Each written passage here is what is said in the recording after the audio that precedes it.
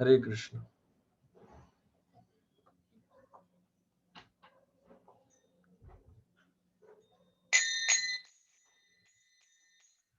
जय राधा माधव कुंज बिहारी।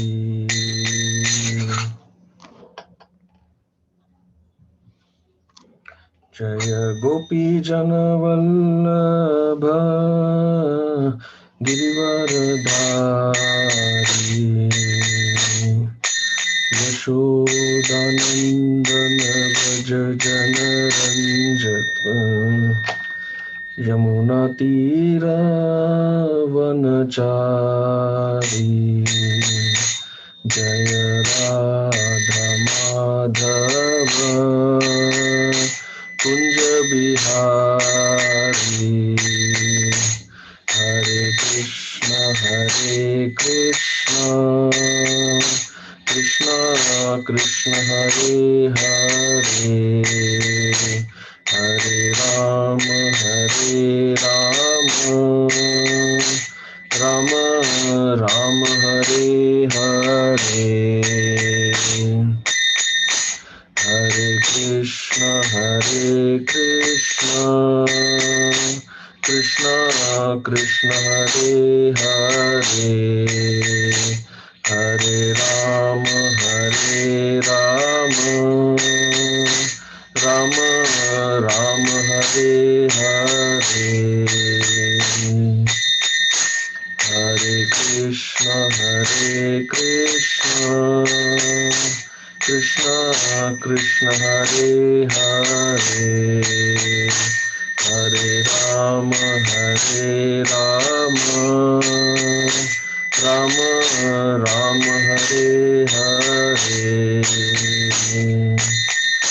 जय राधा गोकुलानंद राधे। जय गौर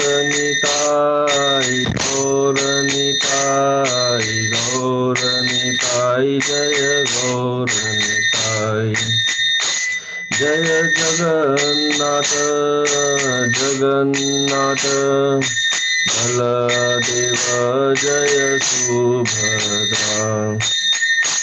जय जय प्रभुपाद जय जय प्रभुपाद। निताई गौर हरि बोल निताई गौर हरि बोल। जय ओम विष्णुपाद परमहंस परिव्राजकाचार्य स्तोत्र शत श्री श्रीमद अभय चरणारविंद भक्ति वेदांत स्वामी श्रील प्रभुपाद की जय। इस्कॉन बीबीटी संस्थापक आचार्य श्रील प्रभुपाद की जय। श्री श्री राधा गोकुलानंद भगवान की जय। श्री श्री जगन्नाथ बलदेव सुभद्रा महारानी की जय।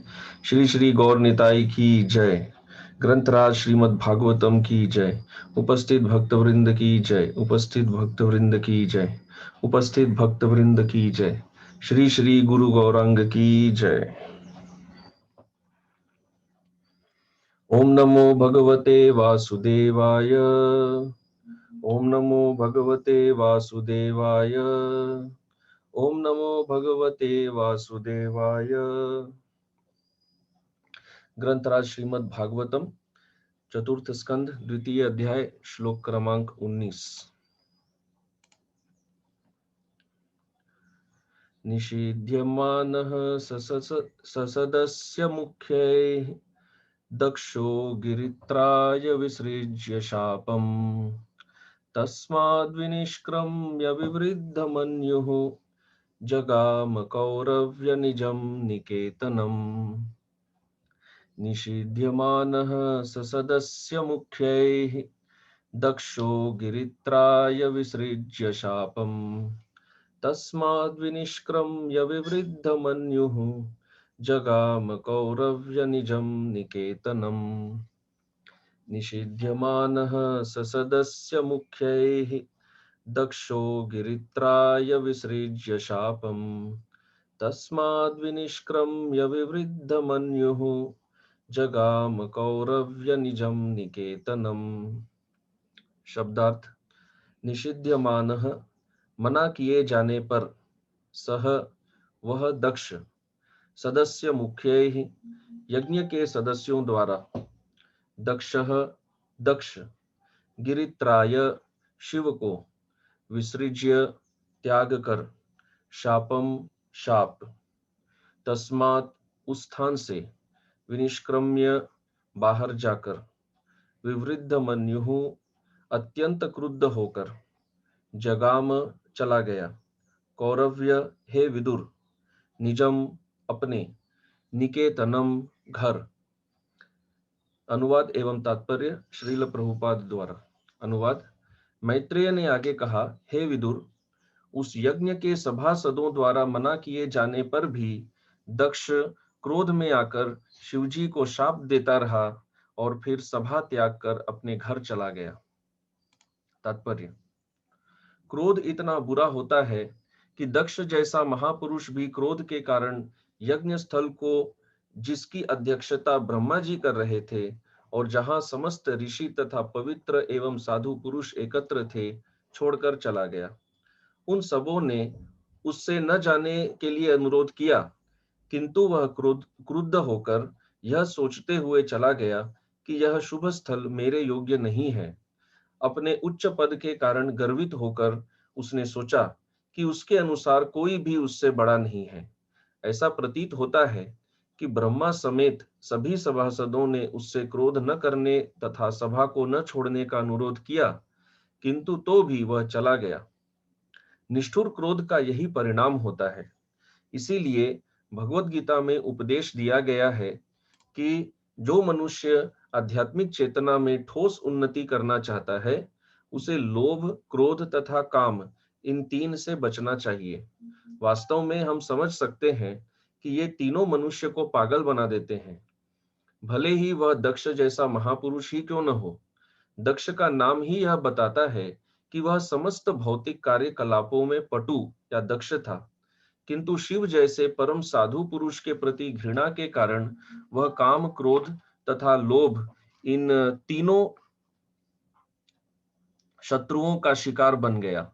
इसीलिए भगवान चैतन्य ने उपदेश दिया है कि कोई वैष्णव का अपमान कभी भी न करे।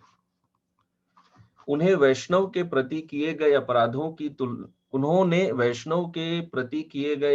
की तुलना प्रमत्त हाथी से की।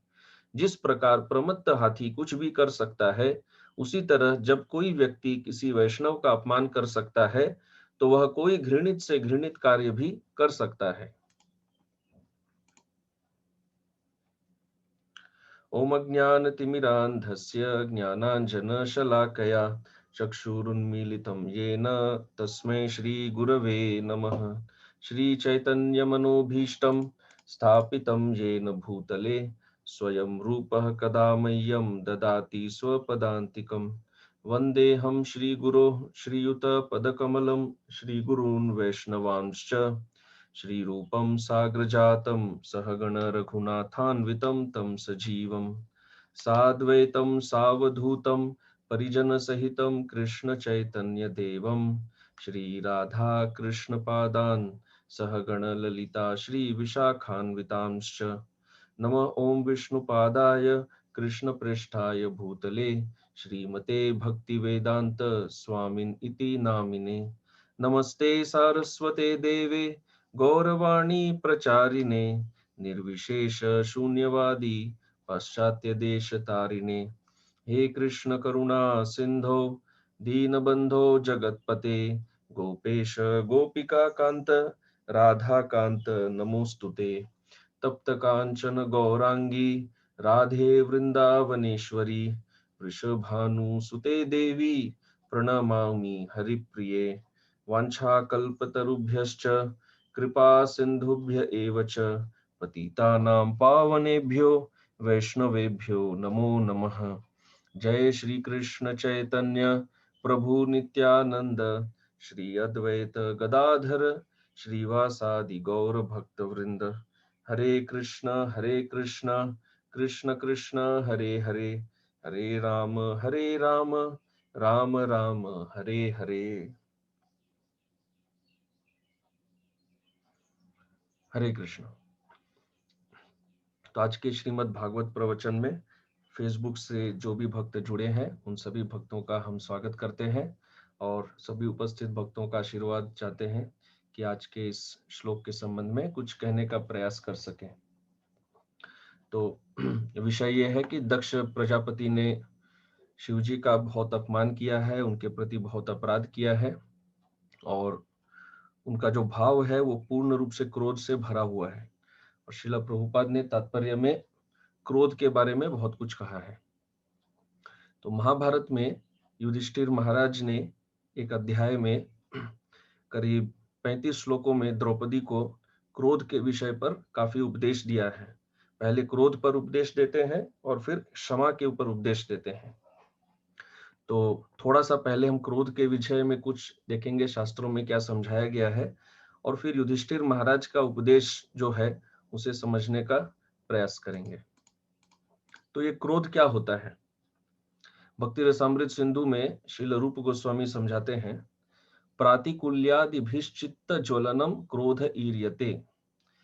प्रातिकूल्य अर्थात प्रतिकूल परिस्थिति में दो प्रकार की परिस्थितियां होती है, अनुकूल और प्रतिकूल।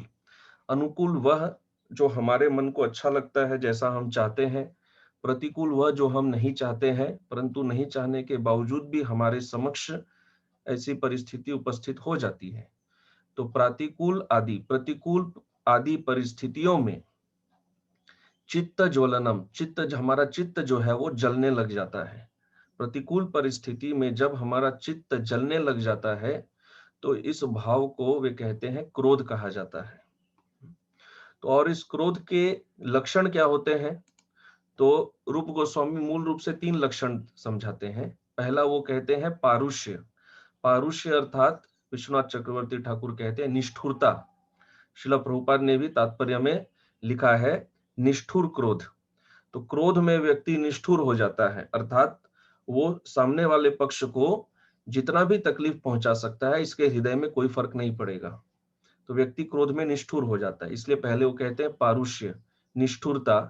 भ्रुकुटी नेत्र लोहित्यादि विकारकृत, भ्रुकुटी सिकुड़ जाती है, जैसे हम अंग्रेजी में कहते हैं टू फ्राउन, फ्राउनिंग। तो भ्रुकुटी सिकुड़ जाती है।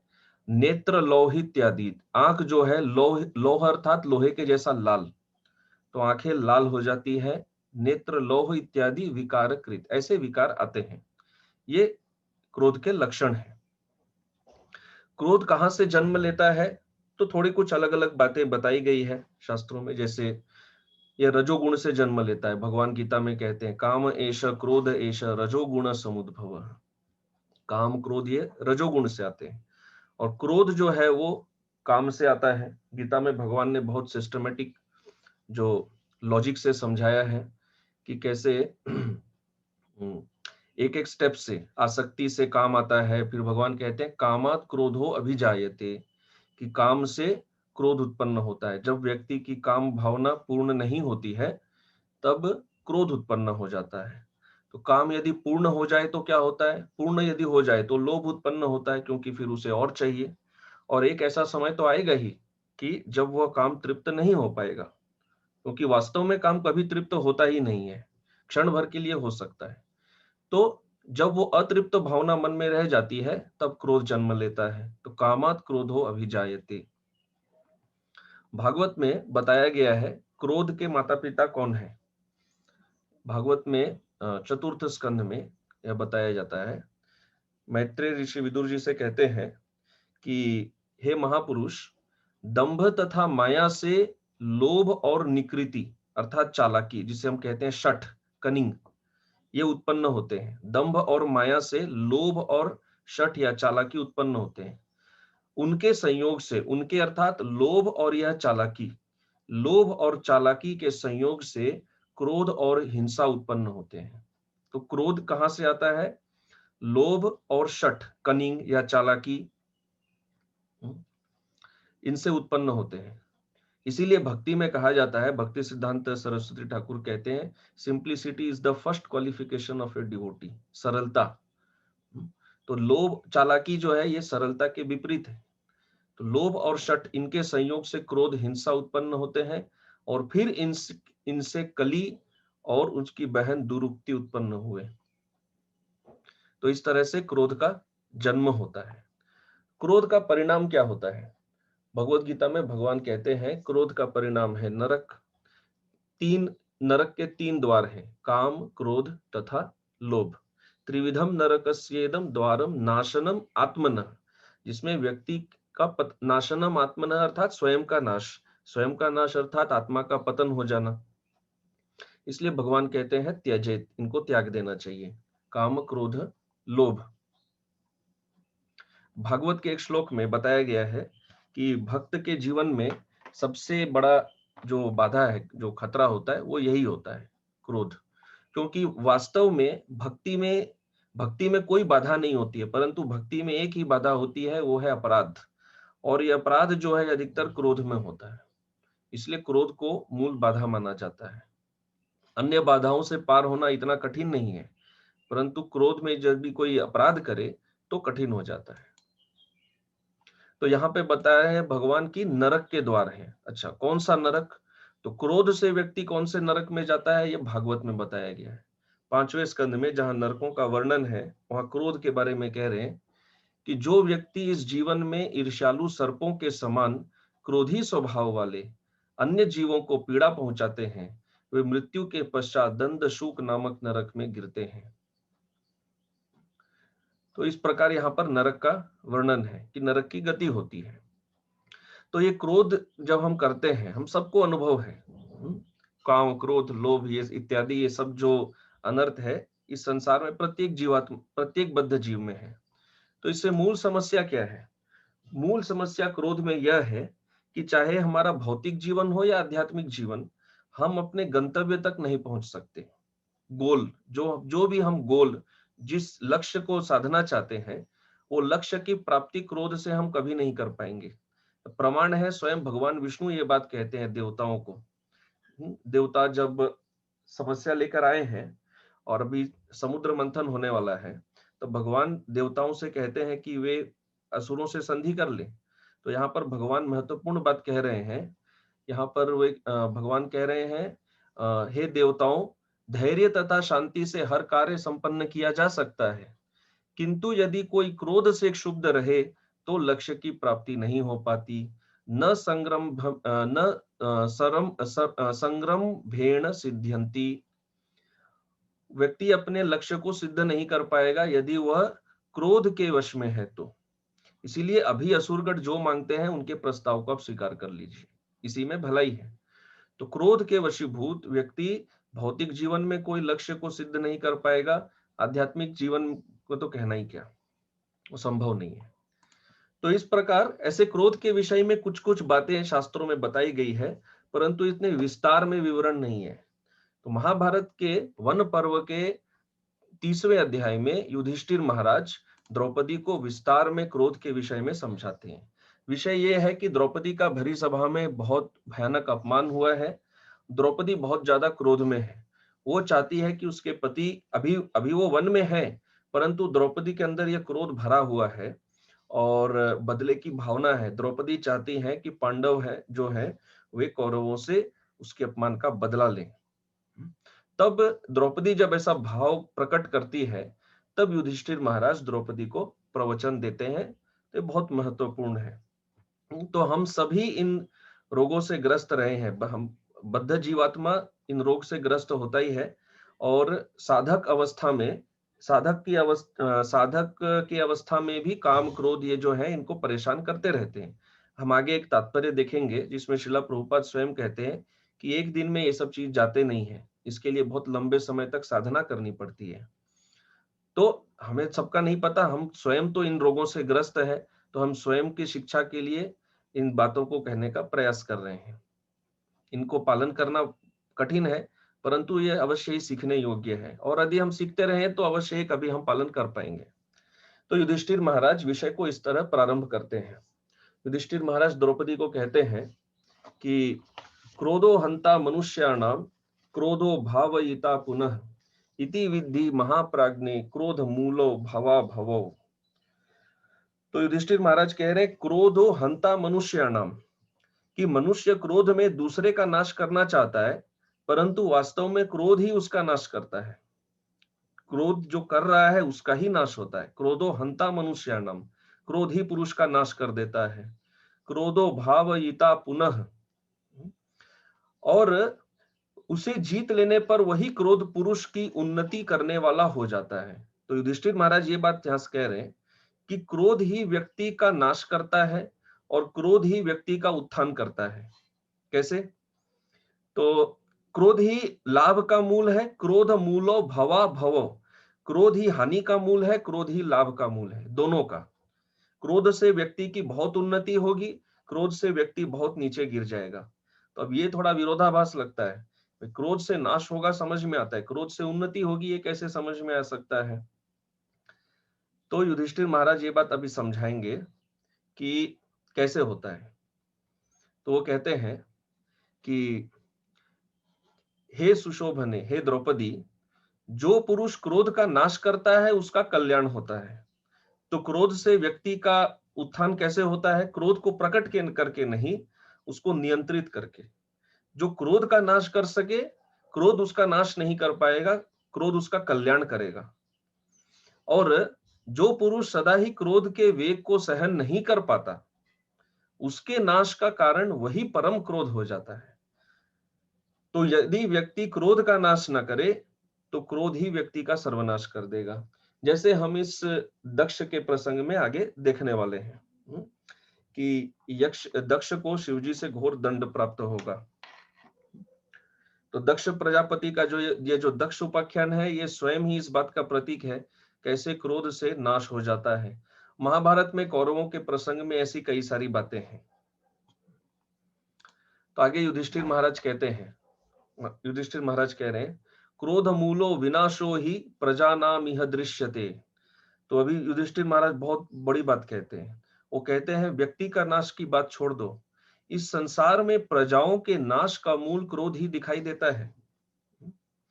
तो हम देखते हैं संसार में जितने बड़े बड़े युद्ध इत्यादि सब हुए हैं, ये सब क्रोध के आवेश में हुए हैं। क्रोध में, और विशेष करके अभी के युग में क्रोध में आकर जो बड़े बड़े लीडर नेता इत्यादि है, वो क्या क्या नहीं कर देते हैं। तो इससे प्रजा का ही सर्वनाश हो जाता है। तो युधिष्ठिर महाराज कह रहे हैं विनाशो ही प्रजा नाम, पूरी प्रजा का नाश हो जाएगा क्रोध के कारण। तत्कथम मादृश क्रोध मृत सृजलेक लोक नाशनम, कि हे द्रौपदी, जो क्रोध पूरे लोक का नाशक है, केवल एक व्यक्ति का नहीं, क्रोध ऐसा घातक अस्त्र है जिससे पूरे लोक का नाश हो सकता है। और तुम कहती हो कि मैं कौरवों के सामने क्रोध प्रकट करूं, मैं ऐसा कैसे करूं? मेरे समान पुरुष ऐसा कैसे कर सकता है? तो युधिष्ठिर महाराज पूर्ण रूप से धर्मपरायण है, वे तो धर्मराज कहलाते हैं। युधिष्ठिर महाराज कह रहे हैं कि ये जो क्रोध पूरे लोक का नाश कर देता है, मैं ऐसा कैसे कर सकता हूं? तो हम देखते हैं क्रोध में जब युद्ध छिड़ जाते हैं तो केवल कुछ गिने चुने लोग नहीं, कितनी कितनी भारी संख्या में लोगों का नाश हो जाता है, उनके परिवार नष्ट हो जाते हैं, कितनी भारी बर्बादी होती है। तो वे यही बात यहाँ पर समझा रहे हैं। हर एक नाश हो जाता है। जैसे हम भागवत में देखते हैं, ध्रुव महाराज अपने भाई की मृत्यु का बदला लेने के लिए पूरे यक्षों पर उन्होंने युद्ध छेड़ दिया। और फिर उनको मनु को उन्हें समझाना पड़ा कि इस तरह का अनुचित क्रोध आपको शोभा नहीं देता है, आपको भगवान के भजन में लगना चाहिए, इस प्रकार का क्रोध आपको व्यक्त नहीं करना चाहिए। तो ऐसे वृत्तांत पाए जाते हैं शास्त्रों में कि व्यक्ति अपने किसी रिश्तेदार, किसी परिचित की मृत्यु से के कारण सबका सर्वनाश कर देना चाहता है। हिरण्यकशिपु का भी जब भाई हिरण्याक्ष का वध हो गया, तब हिरण्यकशिपु इतना क्रोध में भर गया कि उसने, भले ही वो हिरण्याक्ष की पत्नी को आत्मज्ञान सुना रहा था, परंतु अंदर में वास्तव में उसके अंदर भगवान विष्णु के प्रति भयानक क्रोध उत्पन्न हो गया था। फिर जैसे ऋषि के पुत्र ने परीक्षित महाराज को श्राप दे दिया, तो क्रोध में ही श्राप दिया। तो परीक्षित महाराज, राजा को श्राप देना अर्थात पूरे प्रजा के नाश को न्योता देना, इस प्रकार हो गया। उनके पिता ने, ऋषि ने उनको यही समझाया कि इतनी छोटी सी बात के लिए राजा को जो आपने श्राप दिया है, ये आपको शोभा नहीं देता। तो इस प्रकार हम देखते हैं क्रोध जो है वो पूरे वंश का सर्वनाश कर सकता है। महाभारत में भी जब भगवान कृष्ण का जो शांति प्रस्ताव है, जब दुर्योधन ठुकरा देता है, तब भगवान यही कहते हैं, तुम अपने पूरे वंश के सर्वनाश को न्योता देने जा रहे हो। तो आगे युधिष्ठिर महाराज कहते हैं, क्रुद्धः पापम नरः कुर्यात् क्रुद्धो हन्यात् गुरूनपि। अब युधिष्ठिर महाराज धीरे धीरे बात को आगे बढ़ा रहे हैं। वो कहते हैं, क्रोधी पुरुष क्रुद्धः पापम नरः, क्रोधी पुरुष का आचरण कैसा होता है? पाप का आचरण होता है। व्यक्ति अपने क्रोध को रिलीज करने के लिए कोई भी तरह का पाप कर देगा। क्रोध में व्यक्ति पाप और पुण्य के भेद को भूल जाता है, वो पाप करता है। केवल पाप ही नहीं, कुर्यात क्रुद्धो हन्यात गुरुनपि, व्यक्ति क्रोध में अपने गुरुजनों का वध में भी प्रवृत्त हो सकता है। जो हमसे नीचे है उनका तो कहना ही क्या, जो जूनियर है, सीनियर गुरुजनों का वध भी व्यक्ति कर सकता है। क्रुद्धः परुषया वाचा, कि श्रेयो सपन्य मन्यते, कि क्रोध में पुरुष कठोर बात से अपने जो सीनियर होते हैं, जो माननीय पुरुष होते हैं, जो गुरुजन होते हैं, उनका भी निरादर करता है। तो हम महाभारत हम देखते हैं कि दुर्योधन ने क्रोध में विदुर जी का कितना घोर अपमान किया। विदुर, हालांकि ये अलग बात है कि विदुर बड़े संत महात्मा है, विदुर ने उस परिस्थिति का लाभ उठाया, तीर्थ यात्रा की, और तीर्थ यात्रा में विदुर जी के का जो संवाद हुआ वही तो हम सुन रहे हैं।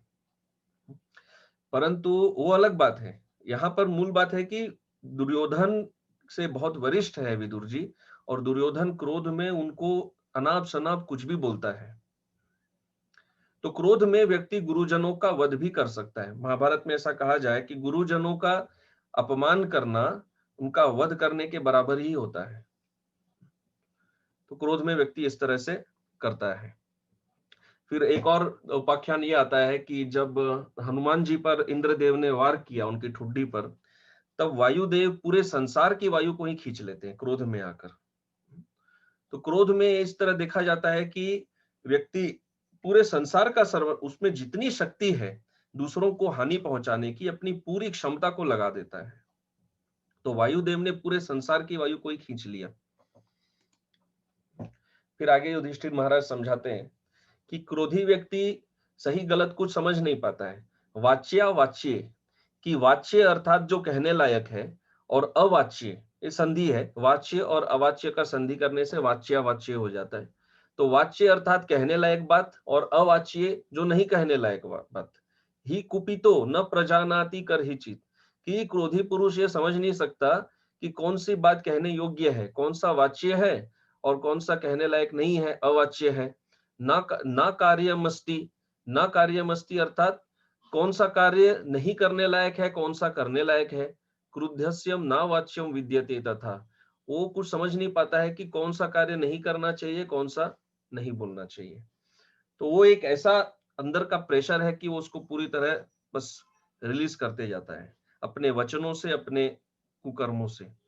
तो यहाँ पर भी वही तो यहाँ तो दक्ष प्रजापति का उपाख्यान आता ही है। दक्ष प्रजापति कुछ सोच नहीं पा रहे हैं कि शिव जी को क्या बोलना चाहिए, नहीं बोलना चाहिए। ये अलग बात है कि वैष्णव आचार्यों ने उनके शब्दों का अर्थ जो है वो बदला है और उसको शिव जी का गुणगान बनाया है। परंतु दक्ष का भाव तो ऐसा नहीं था। तो दक्ष तो जो भी कुछ अवाच्य है वो शिव जी से कहे जा रहा है, स्वयं का गुणगान कर रहा है और शिव जी का अपमान किए जा रहा है। तो इस तरह व्यक्ति क्रोध में इस प्रकार का व्यवहार करता है। केवल इतना ही नहीं, अब युधिष्ठिर महाराज करेंगे कि क्रोध में व्यक्ति किसी को भी मार सकता है। हिंस्यात क्रोधात अवध्यांश, जो अवध्य है, अवध्य अर्थात जिनका वध नहीं होना चाहिए, क्रोधी व्यक्ति उसको भी मार सकता है। वध्यान संपूजयेदपि, और वो कह रहे क्रोधी व्यक्ति क्या करता है, जिसका वध किया जाना चाहिए उसकी पूजा भी कर सकता है। वास्तव में जिसको मारना चाहिए उसकी पूजा करेगा, जिसे नहीं मारना चाहिए उसको मार डालेगा। अब केवल इतना ही नहीं, जब व्यक्ति क्रोध में भर जाता है तो अगर वो और किसी को कुछ ना कर सके, तब वो क्रोध अपने आप पर ही प्रकट करके स्वयं की भी हत्या कर सकता है। आत्मा आत्मा नाम अपि च क्रुद्ध प्रेषयेद्यम साधनम, पुरुष क्रुद्ध होकर अपने आप को भी यम के घर भेज सकता है। जब वो दूसरे के ऊपर प्रकट करने का उसको मौका नहीं मिल रहा है, तो वो स्वयं का ही, जिसे हम अंग्रेजी में कहते हैं सेल्फ डिस्ट्रक्टिव हैबिट, वो स्वयं का ही सर्वनाश कर देगा क्रोध में आकर। तो आए दिन हम लोग ये सब खबर सब सुनते पढ़ते रहते हैं, तरह तरह के सुसाइड केस जो होते हैं, बहुत कुछ फ्रस्ट्रेशन में होते हैं, बहुत कुछ आपसी झगड़ों का क्रोध वगैरह सब भी रहता है। आगे युधिष्ठिर महाराज ऐसी बहुत सारी प्रैक्टिकल बातें बताने वाले हैं जो हम आज के युग में हर समय सुनते पढ़ते रहते हैं। ऐसी जो खबरें आती है, ये सब बात युधिष्ठिर महाराज ने उस समय बताई थी द्रौपदी को। तो आगे वो कह रहे हैं, तो इसमें हम एक चीज ये देखते हैं कि सती ने भी, आगे आने वाला है कि सती कैसे दक्ष प्रजापति के यज्ञ में स्वयं का ही देह त्याग कर देती है। ये अलग बात है कि उनके पति का अपमान हुआ तो वो उसको सहन नहीं कर सकती, फिर भी अपना देह त्याग तो कर ही देती है। सती भी इतने क्रोध में है। तो आगे, तो अब युधिष्ठिर महाराज क्या कह रहे हैं कि किस तरह से क्रोध किसी का कल्याण नहीं करता। एतान दोषान प्रपश्यत भीर्जितः क्रोधी मनीष भी, कि इच्छत भी परम श्रेय यह चामुत्र चोत्तमम। वो कह रहे हैं कि ये सब जो दोष देखा जाता है, हाँ, इससे क्या समझ में आता है कि इस इन दोषों को देखकर ही महात्माओं ने क्या किया है, महात्मा ने क्रोध को जीता है। क्यों महात्माओं ने क्रोध को जीता है? क्योंकि वो इस लोक में भी अपना कल्याण चाहते हैं और परलोक में भी अपना कल्याण चाहते हैं। तो इनडायरेक्टली कहने का अर्थ है कि जो व्यक्ति इस लोक में अपना कल्याण चाहता है और जो परलोक में अपना कल्याण चाहता है, उसे यह क्रोध को जीतना होगा। फिर आगे वो कह रहे हैं कि तुम कह रही हो कि मैं क्रोध व्यक्त करूं, मैं कैसे क्रोध व्यक्त करूं? हे, अब युधिष्ठिर महाराज कहेंगे कि मेरे अंदर क्रोध क्यों नहीं बढ़ता है। हम लोग देखते हैं महाभारत में युधिष्ठिर महाराज हर बार अपने क्रोध को कंट्रोल कर लेते हैं, बढ़ने नहीं देते। क्यों? तो वो कह रहे हैं कि पंडित, इस क्रोध को तो पंडितों ने त्याग कर दिया है। क्यों? उस क्रोध को हमारे जैसा पुरुष कैसे कर सकता है? अभी मैंने तुम्हें सब कुछ समझाया, पंडित, क्रोध में क्या दोष है, क्रोध से व्यक्ति का कैसे सर्वनाश होता है, प्रजा का सर्वनाश होता है, पूरे लोक का सर्वनाश हो जाता है। तो जिस क्रोध को पंडितों ने त्याग दिया है, उस क्रोध को हमारे जैसा पुरुष कैसे कर सकता है? तो हमने शास्त्र सीखे हैं, गुरु के अंतर्गत अध्ययन किया है, शिक्षा प्राप्त की है, हमारे लिए ऐसा करना उचित नहीं है। हम कौरवों के जैसा व्यवहार नहीं कर सकते। यही विचार करने के कारण मेरा क्रोध नहीं बढ़ता है। अब युधिष्ठिर महाराज अब जो विषय लाने वाले हैं वो है कि परस्पर बदले की भावना। परस्पर बदले की भावना, इसे अंग्रेजी में कहते हैं an eye for an eye, a tooth for a tooth. कि यदि कोई मेरी आंख फोड़ता है तो मैं उसकी आंख फोड़ दूंगा, यदि कोई मेरा दांत तोड़ता है तो मैं उसका दांत तोड़ दूंगा। An eye for an eye, a tooth for a tooth. तो युधिष्ठिर महाराज यहाँ कह रहे हैं, आत्मानम च परम चैव त्रायते महतो भयात, कि जो व्यक्ति, जो क्रोधी के ऊपर क्रोध नहीं करता, यदि एक व्यक्ति हमारे ऊपर क्रोध कर रहा है और हम यदि उस पर क्रोध ना करें वापस बदले में, तो वह अपने को और दूसरे को भी महाभय से बचा लेता है। तो युधिष्ठिर महाराज ये कहना चाह रहे हैं कि जब एक व्यक्ति हमारे ऊपर क्रोध व्यक्त कर रहा है तो परस्पर हमें भी उस समय उस पर क्रोधी नहीं होना चाहिए। नहीं तो उस सामने वाले का क्रोध और बहुत ज्यादा बढ़ जाएगा और वो कुछ ऐसा कर बैठेगा जो उसे नहीं करना चाहिए। जैसे कि हम देखते हैं दुर्वासा मुनि, जब दुर्वासा मुनि अम्बरीश महाराज पर क्रोधित हो रहे हैं, अम्बरीश महाराज शांत रहते हैं, वो परस्पर वापस कुछ क्रोध व्यक्त नहीं करते। तो युधिष्ठिर महाराज यहाँ कह रहे हैं, चिकित्सक, कि ऐसा व्यक्ति जो सामने वाले पर क्रोध व्यक्त नहीं कर रहा है वापस से, वो दोनों का वैद्य है। वो स्वयं को तो बचा ही रहा है महान भय से, वो सामने वाले को भी महान भय से बचा रहा है।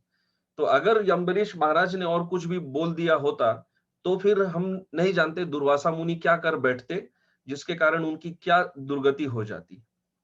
अम्बरीश महाराज के नहीं बोलने से ही उन्होंने इतना कुछ कर दिया, परंतु अम्बरीश महाराज शांत रहे और दुर्वासा मुनि घूमते घूमते फिर जब भगवान विष्णु के पास पहुंचे तो उन्हें अपनी गलती समझ में आई। भगवान को ही उन्हें समझाना पड़ा कि आपकी क्या गलती है। और फिर दुर्वासा मुनि अम्बरीश महाराज के पास आते हैं और वो कहते हैं, आज मुझे समझ में आया कि भक्त कितने महान होते हैं। तो इस प्रकार अम्बरीश महाराज ने अपने क्रोध को नियंत्रित करके दुर्वासा मुनि को भी महान भय से बचाया और स्वयं को तो बचाया ही। वही बात यहाँ पर युधिष्ठिर महाराज कह रहे हैं। अब वो एक थोड़ा नीति की बात कहने जा रहे हैं। नीति की बात वो ये कहना चाहते हैं कि दुर्बल व्यक्ति को किस प्रकार अपने, विशेष करके दुर्बल मनुष्य को अपना क्रोध कंट्रोल में रखना चाहिए। यदि वो कहते हैं यदि कोई मनुष्य दुर्बल है, मूर्ख है, दूसरे यदि उसे क्लेश दे भी रहे हैं, तो भी यदि वो बलवान व्यक्ति पर क्रोध करे तो अपना ही नाश कर देगा। यदि कोई दुर्बल व्यक्ति, मूर्ख व्यक्ति किसी पावरफुल, किसी बलवान व्यक्ति पर क्रोध करता है, इसमें इसका दोष नहीं है, क्योंकि सामने वाला बलवान व्यक्ति ही उसके ऊपर क्रोध कर रहा है, और उसके ऊपर ये भी यदि क्रोध करने लग जाए जो दुर्बल है, तो वो दुर्बल व्यक्ति अपना ही नाश कर देगा। तो वो कहना ये चाहते हैं कि दुर्बल व्यक्ति को समझना चाहिए कि उसकी कितनी शक्ति है, और उसकी शक्ति कम होने के कारण उसके लिए शांत रहने में ही उसकी भलाई है, नहीं तो समस्या सुलझने के बजाय बहुत ज्यादा उलझ जाएगी उसके लिए। दुर्बल व्यक्ति को शांत रहना चाहिए। तो आगे वो कह रहे हैं कि हे द्रौपदी, जो अपने चित्त पर नियंत्रण नहीं करता, ऐसा मनुष्य अपना नाश कर डालता है। तो यहाँ पर एक बात समझने लायक है, युधिष्ठिर महाराज एक बार भी ये नहीं कह रहे हैं कि जिसके हृदय में क्रोध आए ही नहीं। क्रोध तो आएगा, क्रोध आएगा अवश्य। वो ये नहीं कह रहे हैं जिसके अंदर क्रोध जन्म ही नहीं लेता, ऐसा उन्होंने एक बार भी कहीं यहाँ नहीं कहा है। वो कह रहे हैं कि इस पर जो नियंत्रण नहीं करता है, जो अपने चित्त पर नियंत्रण नहीं कर सकता, वो मनुष्य अपना नाश कर देगा। और विशेष करके वो दुर्बल व्यक्तियों के लिए कह रहे हैं। दुर्बल को उचित क्या है, वो अपने क्रोध को वश में रखे। तो युधिष्ठिर महाराज समझ रहे हैं कि अभी हम वन में हैं, हालांकि हमारे अंदर बहुत शक्ति है, हमारे पास विश्व के बड़े से बड़े गदाधारी है, बड़े से बड़े धनुर्धर है, फिर भी अभी हमारी परिस्थिति जो है वो अभी हम दुर्बल है। हमारे लिए अभी यही उचित है कि अभी हम शांत रहें। तो वो कह रहे हैं दुर्बल के लिए यही उचित है कि वो अपने क्रोध को वश में रखें। अच्छा, इसका अर्थ क्या है कि जो बलवान है वो क्रोध करता रहे? नहीं, वो आगे वो भी सब बताएंगे। तो कह रहे हैं कि जो विद्वान बलवान होने पर भी क्लेश सहता है, अभी तक तो उन्होंने दुर्बल के लिए कहा, दुर्बल व्यक्ति को तो क्रोध सहन कर ही लेना चाहिए, नहीं तो उसको वहीं पर खत्म हो जाएगा। लेकिन जो विद्वान है, जो बलवान है, हाँ, उनमें अपनी क्रोध को व्यक्त करने की प्रवृत्ति ज्यादा देखी जा सकती है, क्योंकि वो बलवान है, विद्वान है, और वो समझते हैं कि हम आसानी से दूसरों पर अपना आधिपत्य जमा सकते हैं। तो इतनी विद्वत्ता और इतना बल होने पर भी यदि वो अपने क्लेश को सह सकता है, यदि वो क्रोधित नहीं होता, और वो तो क्या होता है, वह क्लेश देने वाले का नाश करके स्वर्ग में आनंद प्राप्त करता है। तो यदि कोई हमें क्लेश दे रहा है और उसका प्रतिघात करने में हमसे, हमारे अंदर क्षमता है, बुद्धि से हो, बल से हो, परंतु यदि हम वैसा ना करें, उसको सह लें, तो युधिष्ठिर महाराज कह रहे हैं ऐसा व्यक्ति स्वर्ग में आनंद प्राप्त करता है। केवल स्वर्ग की बात नहीं, आगे हम देखेंगे भागवत में इसको सहन करने वालों के लिए एक बहुत बड़ी बात कही गई है। तो आगे वो कह रहे हैं, इसीलिए हे देवी, मैं कहता हूं, विद्वान, दुर्बल और बलवान सबको चाहिए कि वह आपातकाल में भी क्षमा ही करे। तो युधिष्ठिर महाराज ने दुर्बल व्यक्ति के लिए अलग से बताया कि दुर्बल व्यक्ति को तो सहन करना ही चाहिए, क्योंकि उसका पलड़ा अभी कमजोर है, परंतु दुर्बल बलवान सबको ही चाहिए कि वो आपातकाल में भी क्षमा कर दे, इमरजेंसी में भी। हाँ, नॉर्मल में तो करना ही है, परंतु कभी कभी जैसा कि हम कहते हैं कि वही आपातकाल परिस्थिति हो गई, क्रोध करना ही पड़ा। करना ही पड़ा अर्थात कि मूल बात है कि हमें स्वीकार कर लेना चाहिए कि हम उसे नहीं कंट्रोल नहीं कर पाए। युधिष्ठिर महाराज यहाँ कह रहे आपातकाल में भी क्षमा ही करें। तो ये क्षमा शब्द बहुत महत्वपूर्ण है, और आगे युधिष्ठिर महाराज इस क्रोध का जो उपचार है, वो है क्षमा, उसके बारे में ही बहुत कुछ कहेंगे। तो अब वो कहते हैं हे कृष्णे। तो कृष्णे क्यों कहते हैं? क्योंकि द्रौपदी का नाम है कृष्णा, भगवान कृष्ण है कृष्ण। हालांकि हम कहते समय, महामंत्र भी जपते समय बहुत बार हरे कृष्णा कृष्णा कहते हैं, परंतु वास्तव में कृष्णा जो है वो द्रौपदी का नाम है। भगवान श्री कृष्ण कृष्ण है, कृष्णा नहीं है।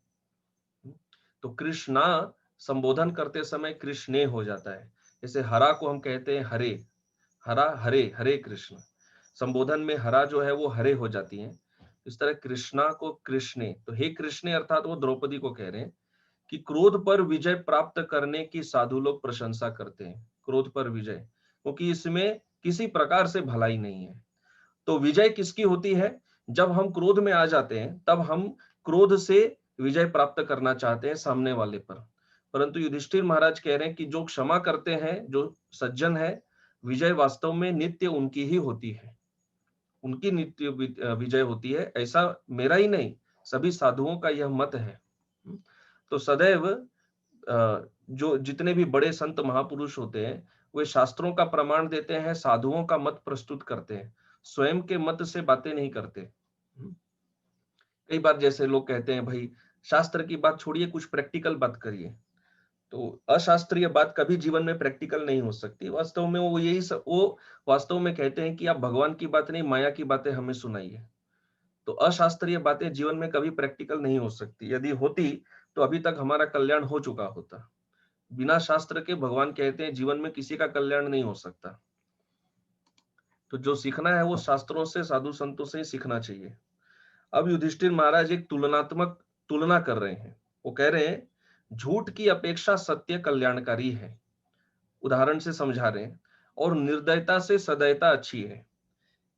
यदि हमारे पास यदि कोई चॉइस हो कि हम झूठ बोलें या सत्य बोलें, अत्यधिक यही प्रयास करना चाहिए कि सत्य ही बोलें। निर्दयता से सदयता अच्छी है। जितना हो सके दूसरों पर दयावान ही होना चाहिए, निर्दयी नहीं बनना चाहिए। तो उस बहुत दोषों से भरे हुए तथा साधुओं से निंदित क्रोध को दुर्योधन के मारने के निमित्त भी मेरे जैसा पुरुष कैसे प्रकट कर सकता है। अब युधिष्ठिर महाराज ये उसको, द्रौपदी को इंडिकेट कर रहे हैं, तुम मुझे बार बार कह रही हो दुर्योधन को मारो, दुर्योधन को मारो। तो दुर्योधन को मारना तो एक निमित्त है। वास्तव में तुम ये कहना, तुम मेरे क्रोध को उकसाने का प्रयास कर रही हो। ये क्रोध इतना निंदित कार्य है। दुर्योधन को मारना तो एक निमित्त बनेगा, परंतु वास्तव में मेरा क्रोध ही उसके प्रति प्रकट होगा। मैं ऐसा कैसे कर सकता हूं? भले ही दुर्योधन ने हमारे प्रति अत्यंत दुर्व्यवहार किया, फिर भी उसको मारने के निमित्त मैं इस महान दोषी क्रोध को कैसे प्रकट करूं? ये कैसे संभव है? अब युधिष्ठिर महाराज समझाएंगे कि तेजस्वी व्यक्ति कौन होता है। वो कहते हैं कि तेजस्वीति यमाहुर्वे पंडिता दीर्घदर्शिनः, कि जो दीर्घदर्शी पंडित है, दीर्घदर्शी अर्थात जिनकी दृष्टि बहुत दूर की है, जो आगे का सोचते हैं, जैसे श्रीला प्रभुपाद इत्यादि जैसे जो आचार्य हैं, जो बहुत दूर की सोच सकते हैं, ऐसे जो दीर्घदर्शी पंडित है, वो जिस व्यक्ति को तेजस्वी कहते हैं, उस तेजस्वी पुरुष के हृदय में क्रोध नहीं रहता। तो पंडितों की दृष्टि में जिसके हृदय में क्रोध नहीं है, वो वास्तव में तेजस्वी है। अच्छा, तो फिर वही तेजस्वी समझा रहे, कौन तेजस्वी है? जो उत्पन्न क्रोध को अपनी बुद्धि से रोक देता है। तो फिर वही बात है, वो ऐसा कहीं नहीं कह रहे हैं जो क्रोध को उत्पन्न होने ही नहीं देता, क्योंकि विपरीत परिस्थिति में, प्रतिकूल परिस्थिति में क्रोध उत्पन्न होगा ही। भौतिक संसार में जब तक है, क्रोध उत्पन्न होने ही वाला है।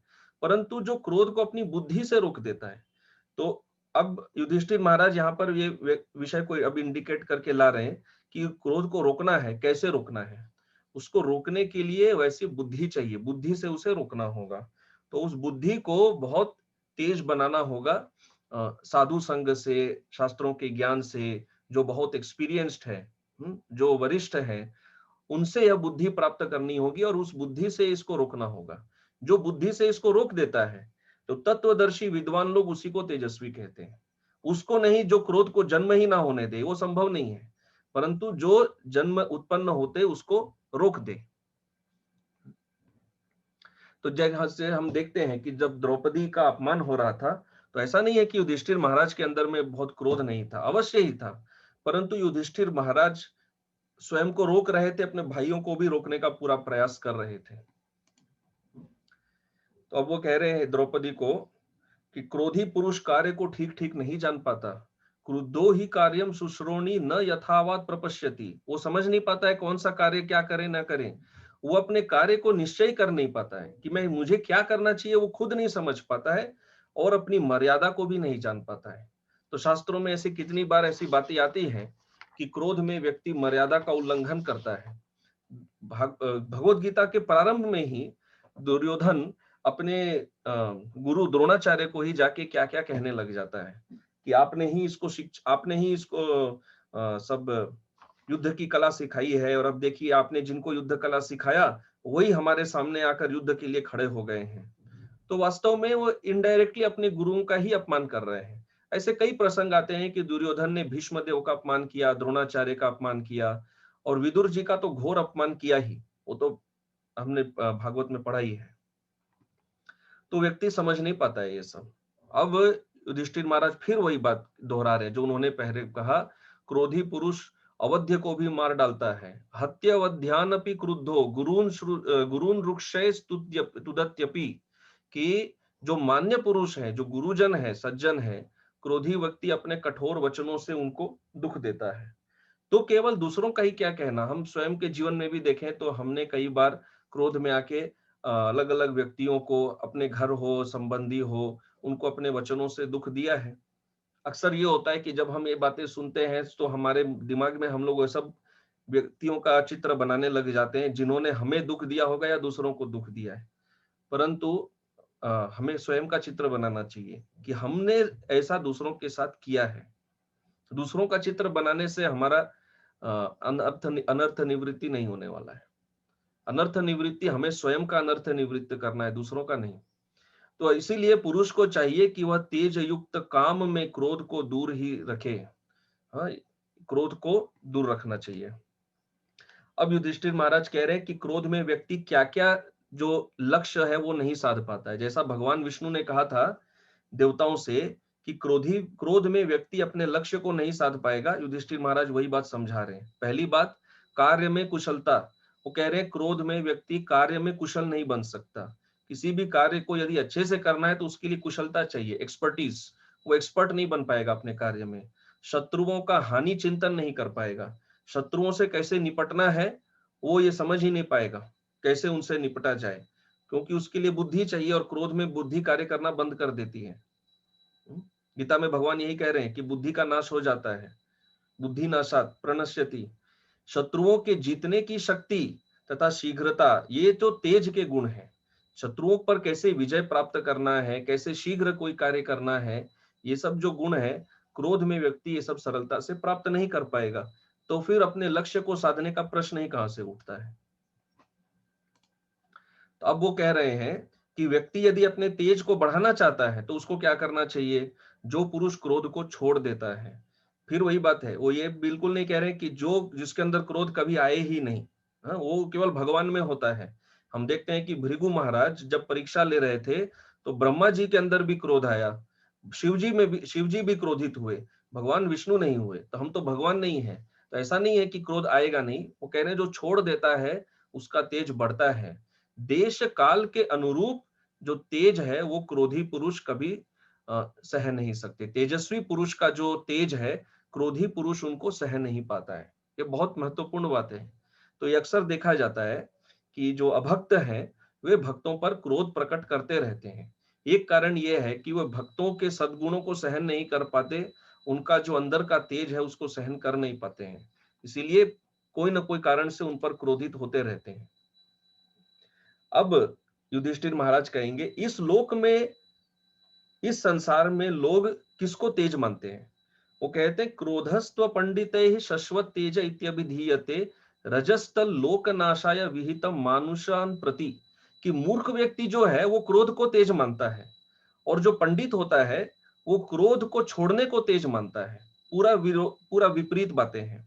मूर्ख व्यक्ति के लिए तेज क्या है, क्रोध प्रकट करना, और पंडित के अनुसार तेज क्या है, क्रोध को नियंत्रित करना। तो वो कह रहे हैं कि ये जो रजोगुण है, रजोगुण को इस लोक में नाश के लिए उत्पन्न किया गया है। रजोगुण का यह कार्य है इस लोक में चीजों को नष्ट करना, और यह क्रोध रजोगुण के अंतर्गत ही उत्पन्न होता है। कामेश क्रोधेश रजोगुण समुद्भव, जैसा भगवान कहते हैं। इसलिए युधिष्ठिर महाराज समझाते हैं कि जो व्यक्ति उत्तम आचरण करता है या करना चाहता है उसे क्रोध को छोड़ना होगा।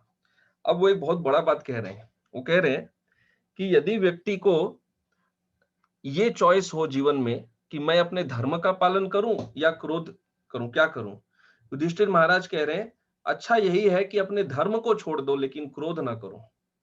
अपना धर्म भले ही छूट जाए, अपने कर्तव्य निर्वाह में भी कोई त्रुटि हो जाए, परंतु न क्रुद्ध इति निश्चितम, ऐसा वो समझाते हैं। अच्छा, फिर वो कह रहे हैं कि यदि मूर्ख और अविवेकी पुरुष सद्गुणों को अतिक्रमण कर जाते हैं, तो भी मेरे जैसा पुरुष उनका अतिक्रमण कैसे कर सकता है?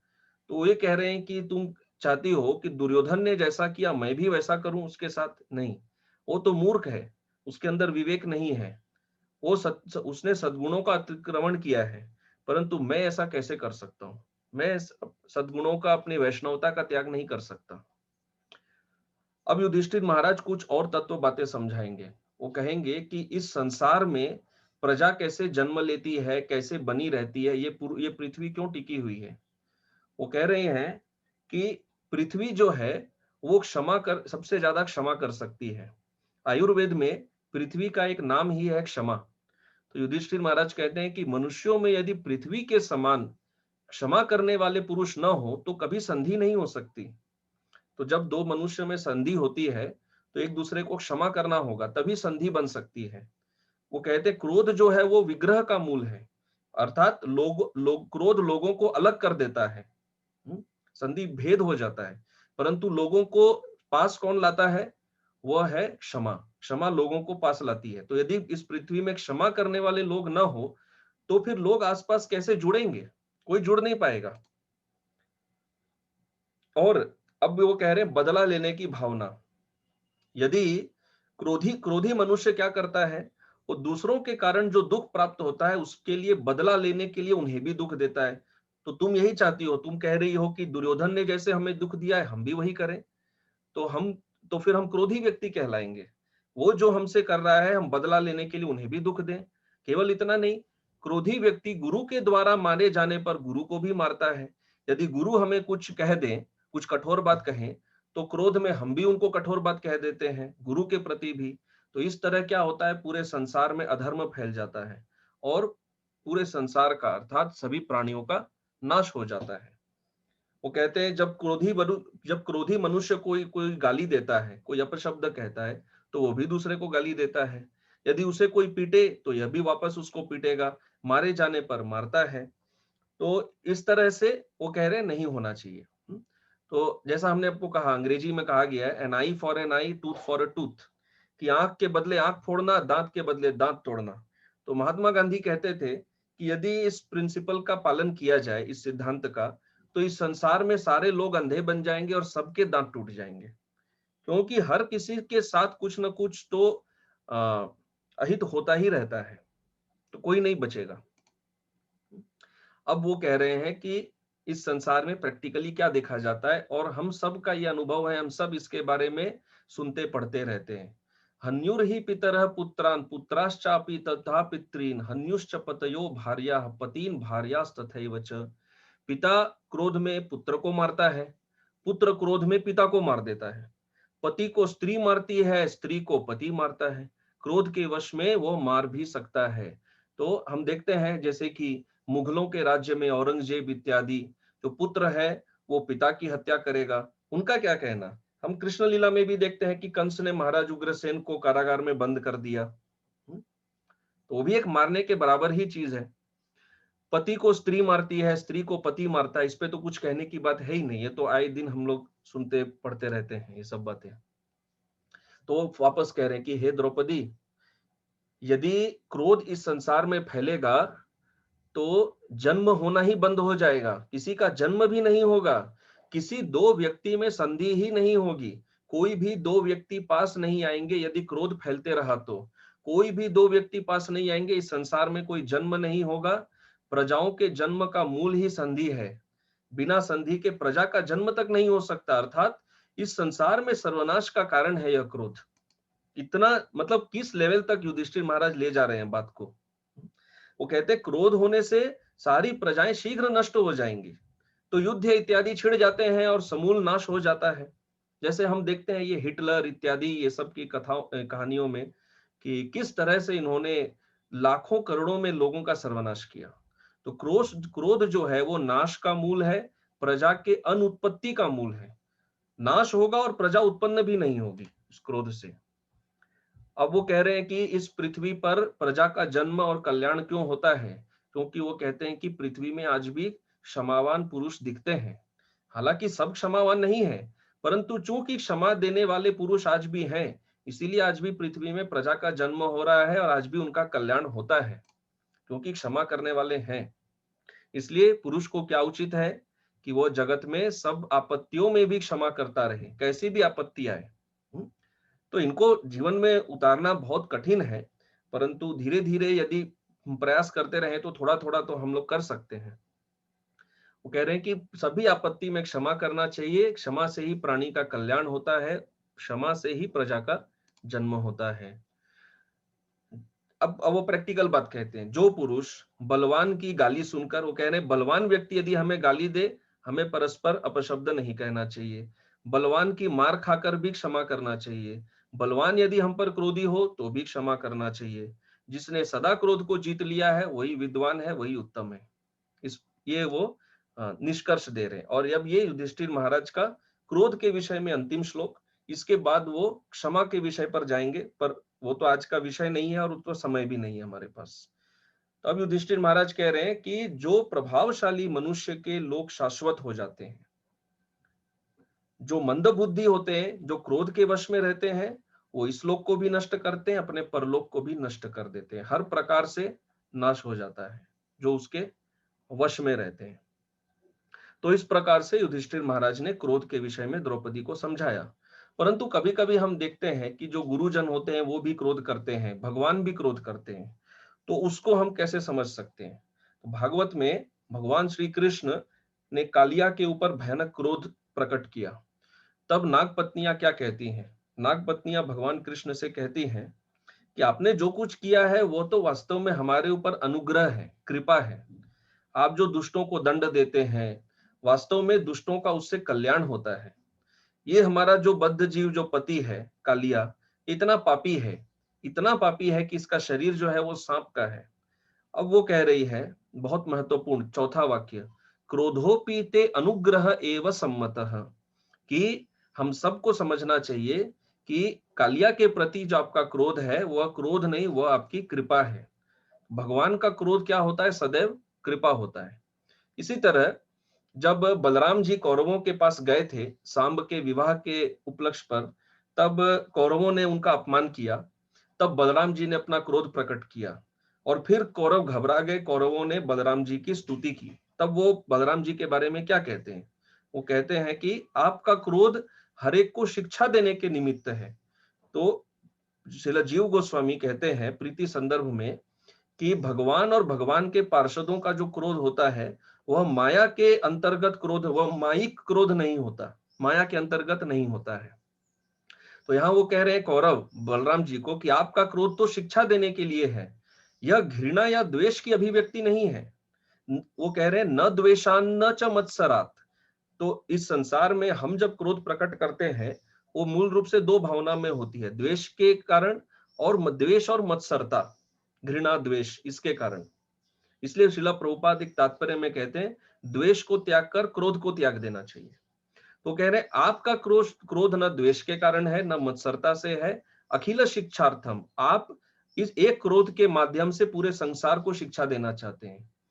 बिभ्रतो भगवन् सत्वम स्थिति पालन तत्पर, कि आप तो शुद्ध सत्वम को धारण करते हैं, केवल सत्व गुण भी नहीं, आप तो शुद्ध सत्व में हैं। आप क्यों क्रोध होते हैं? क्योंकि आप इस जगत को बना के रखना चाहते हैं।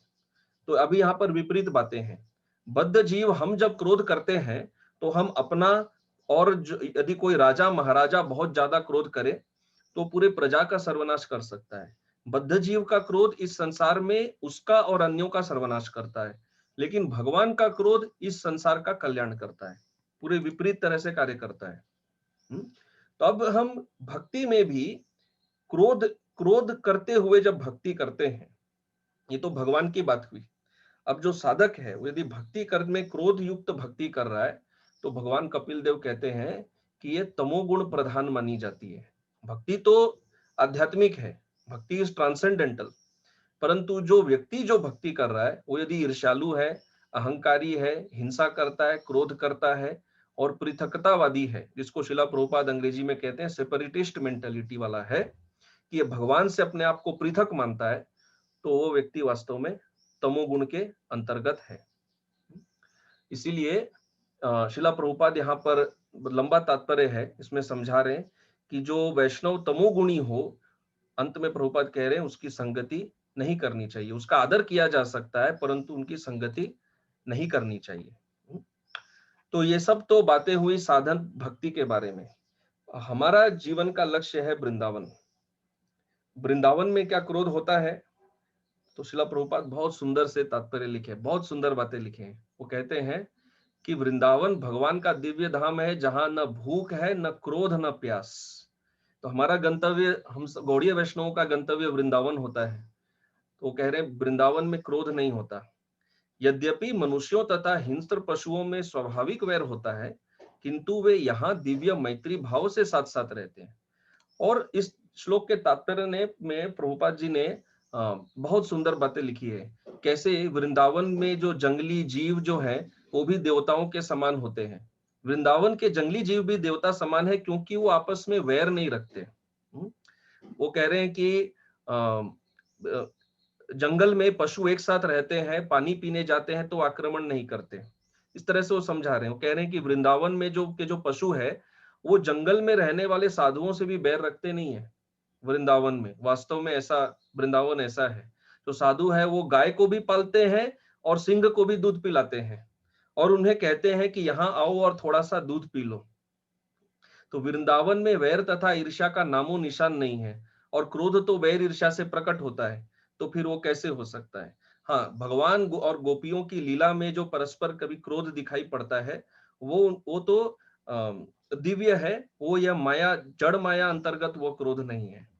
प्रभुपाद कह रहे हैं सामान्य जगत में वृंदावन में यही अंतर होता है।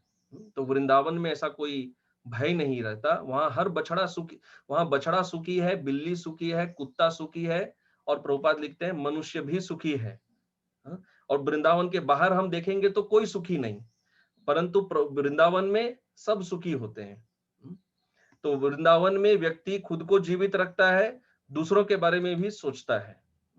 प्रभुपाद यहाँ कह रहे वृंदावन की मनोवृत्ति क्या है? कृष्ण ने जो कुछ दिया है उसे हम प्रसाद के रूप में बांट कर खाएं, ये वृंदावन का भाव है। और उसके बाहर भौतिक जगत में भाव क्या होता है? सब कुछ हम अपने पास रखें, परंतु वृंदावन का भाव है कि हम बांट कर खाएं। अब ये स्थिति तक हम पहुंचेंगे कैसे? प्रभुपाद कहते एकाएक नहीं हो सकती, इसके लिए साधना करनी पड़ती है। साधना द्वारा इस पद तक पहुंच सकते हैं। तो अब आते हैं अंतिम बात पर कि इस क्रोध का निवारण क्या है। क्रोध का निवारण है क्षमा। श्रीमद् भागवत में यह वृत्तांत पाया जाता है कि परशुराम जी ने कार्तवीर्य अर्जुन के साथ बहुत युद्ध किया, जिसे सहस्त्र बाहु कहते हैं। उसके 1000 भुजाओं को काट दिया, उसका वध कर दिया। तो उसका संबंध, उनके विषय का संबंध उनके पिता के साथ है, कामधेनु गाय को लेकर, उतना पढ़ सकते हैं। पर यहाँ पर बात यह है कि कार्तवीर्य अर्जुन ने 85,000 साल तक राज्य किया था। परशुराम जी ने उनका वध किया और आके अपने पिता जमदग्नि से वो ये बात कहते हैं, कैसे उन्होंने वध कर दिया। अब जमदग्नि जी जो बात कहते हैं बहुत महत्वपूर्ण है। वो कहते हैं कि हे पुत्र, तुमने व्यर्थ इस राजा को मार डाला, क्योंकि राजा सारे देवताओं का मूर्त रूप माना जाता है, इस प्रकार तुमने पाप किया है। परशुराम जी ने सोचा होगा कि पिता बहुत गुणगान करेंगे, परंतु वास्तव में वो इस बात की अवहेलना कर रहे हैं। वो इसको मान नहीं रहे। वो कह रहे तुमने तो पाप किया है। अब जमदग्नि जी 2 श्लोक क्षमा के विषय में कहते हैं, ये बहुत महत्वपूर्ण है। वो कहते हैं कि हे पुत्र, हम सब ब्राह्मण हैं और अपनी क्षमाशीलता के कारण जन सामान्य के लिए पूज्य बने हुए हैं। तो ब्राह्मणों में बहुत सारे गुण होते हैं, भागवत में बताए गए हैं। जो सबसे महत्वपूर्ण गुण होता है वो है क्षमाशीलता। तो जमदग्नि जी कह रहे हैं इस संसार में लोग ब्राह्मण की पूजा इसलिए करते हैं क्योंकि ब्राह्मण क्षमाशील होते हैं। इस गुण के कारण ही इस ब्रह्मांड के परम गुरु ब्रह्मा जी को उनका पद प्राप्त हुआ है। तो यदि ब्रह्मा जी ब्रह्मा बने हैं, किस लिए बने हैं? अपनी क्षमाशीलता के गुण के कारण वो ब्रह्मा बन गए हैं। तो क्षमाशीलता का गुण इतना महान है, वो एक व्यक्ति को ब्रह्मा तक बना सकता है, ऐसा पद दे सकता है। और ब्रह्मा जी का पद देना है तो दूर की बात है, ये तो भौतिक संसार का पद है। परम पद की प्राप्ति हो सकती है क्षमाशीलता से। ये सबसे महत्वपूर्ण वाक्य है। ये कहकर प्रवचन को विराम देंगे। वो कहते हैं क्षमया रोचते लक्ष्मीर ब्राह्मी सौरी यथा प्रभा। दूसरी पंक्ति बहुत महत्वपूर्ण है। क्षमीणामाशु भगवान स्तुष्यते हरिरीश्वर। तो जमदग्नि जी कह रहे हैं कि भगवान हरि क्षमाशील व्यक्तियों से प्रसन्न होते हैं। तो हम सब जो भक्त बनने का प्रयास कर रहे हैं, भक्ति में हमारा क्या लक्ष्य होता है? समसिद्धिर हरितोषणम, जैसा भागवत में बताया गया है। भगवान हरि की प्रसन्नता, उनको संतुष्ट करना, यही हमारा जीवन है। यही जीवन है, यही साधना है, यही साध्य है, यही सब कुछ है। कृष्णानुशीलनम, भगवान श्री कृष्ण को प्रसन्न करना, यही साधना है, यही साध्य है। तो यहाँ पर जमदग्नि जी कह रहे हैं कि उनको प्रसन्न कैसे कर सकते हैं? भगवान हरि किनसे प्रसन्न होते हैं? क्षमाशील व्यक्तियों से प्रसन्न होते हैं। तो ये बात कहकर हम यहाँ पर विराम देंगे। ये सब बातें युधिष्ठिर महाराज की बातों को तोते की तरह दोहराना बहुत आसान है, परंतु इन पर अमल करना बहुत कठिन है। तो हम बस यही प्रार्थना करेंगे सबसे कि आप सब हमें आशीर्वाद दें कि थोड़ा बहुत कुछ हम अपने जीवन में इन शिक्षाओं को का पालन कर सकें। श्रील प्रभुपाद की जय। ग्रंथराज श्रीमद् भागवतम की जय। गौर प्रेमानंदे हरि हरि बोल। हरे कृष्ण।